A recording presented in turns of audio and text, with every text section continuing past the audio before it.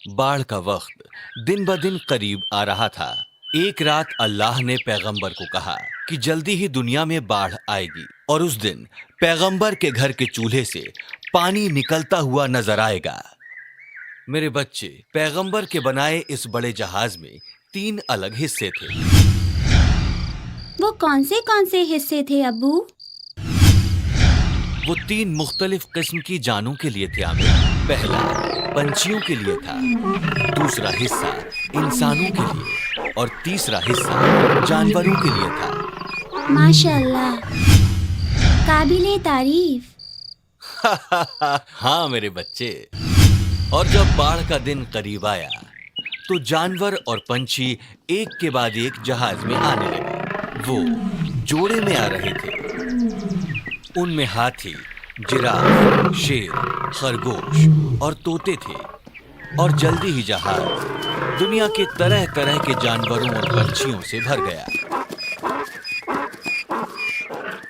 और एक दिन, जैसा कि अल्लाह ने पैगंबर से कहा था, पानी अचानक उनकी रसोई के चूल्हे से निकलने लगा। ये वो इशारा था जिसका पैगंबर नूह अलैहिस्सलाम इंतजार कर रहे थे। वो जानते थे कि बाढ़ का वक्त आ चुका है। जब वो बाहर निकले, उन्होंने देखा बारिश भी शुरू हो चुकी थी। बिना वक्त जाया किए वो बाहर दौड़े और उन्होंने अच्छे मुसलमानों को बुलाया जिन्होंने जहाज बनाने में उनकी मदद की थी। उन्होंने उन सभी से जल्द जहाज में चढ़ने को कहा। अल्लाह पर यकीन न करने वालों को समझ नहीं आ रहा था ये क्या हो रहा है, लिहाजा वो पैगंबर का मजाक उड़ाते रहे। उस बेवकूफ को देखो, वो पता नहीं उन जानवरों और इंसानों के साथ क्या कर रहा है। पैगंबर ने उनकी बातों को तवज्जो नहीं दी और अपनी बीवियों और अपने बेटों को जल्द से जल्द जहाज पर चढ़ने को कहा। सभी ने उनके हुक्म की तामील की, सिवाय उनकी एक बीवी और एक बेटे के, जो कि उनकी बातों को नहीं मानते थे। उनके बेटे ने कहा, मैं पानी से खुद को बचा लूंगा, मेरी फिक्र ना करें। पानी अब ऊपर तक चढ़ चुका था, लिहाजा पैगंबर जहाज की तरफ लपके। बाढ़ खतरनाक हो चली थी और पानी मुसलसल ऊपर चढ़ रहा था। जमीन भून चुकी थी। लगातार बारिश और बढ़ते पानी की वजह से हर तरफ समंदर ही समंदर नजर आ रहा था। बारिश कई घंटों तक नहीं रुकी और अब लोगों को इल्म हुआ कि पैगंबर सही कह रहे थे और वो अपनी जान बचाने के लिए पहाड़ों की तरफ दौड़े। पैगंबर ने देखा कि उनकी बीवी और उनका बेटा पानी से खुद को बचाने के लिए पहाड़ पर चढ़ रहे थे। उन्होंने उनसे कहा, आओ और जहाज पर चढ़ जाओ, खुद को बचाओ। लेकिन उन्होंने तवज्जो नहीं दी और वो पहाड़ के उरूज पर जा पहुंचे।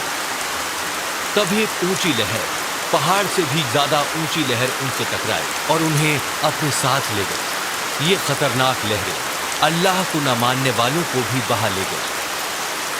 पानी मुसलसल बढ़ता ही गया और कुछ वक्त बाद पूरी जमीन पर पानी ही पानी था। तब पैगंबर नूह अलैहिस्सलाम ने कहा, बिस्मिल्लाह। जब पैगंबर की जबान से ये अल्फाज निकले तब जहाज चल पड़ा। बारिश अब रुक चुकी थी, लेकिन पूरी जमीन पर पानी ही पानी था। पैगंबर जानते थे कि उन्हें बहुत लंबे वक्त तक जहाज में ही रहना होगा। लेकिन क्या जानवरों ने एक दूसरे को नुकसान नहीं पहुंचाया? और वो साथ रहे कैसे? जहाज में कुल 80 लोग सवार थे और पैगंबर ने सभी जानवरों और इंसानों के मुताबिक खाने का इंतजाम कर रखा था। अल्लाह ने सब कुछ तय कर रखा था मेरे बच्चे। जहाज सभी के लिए महफूज था, मासूम भेड़ और खूंखार शेर सभी के लिए। सभी खूंखार जानवर किसी न किसी बीमारी की गिरफ्त में थे। सभी एक साथ रह रहे थे, लेकिन पैगंबर को चूहों की वजह से बहुत दिक्कतें पेश आईं।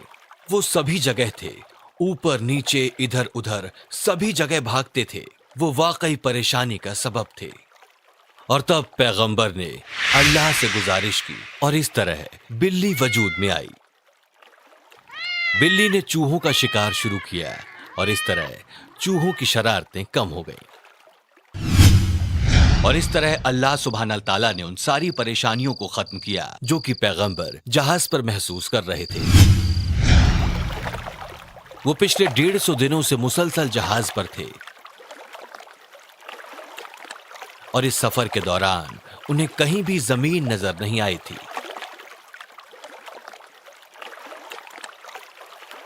पैगंबर और बाकी लोग कई दिनों तक सिर्फ और सिर्फ इंतजार करते रहे। तब पैगंबर ने एक कौवे को भेजा ये देखने के लिए कि क्या कहीं कोई जमीन नजर आती है, लेकिन कौवा वापस नहीं लौटा।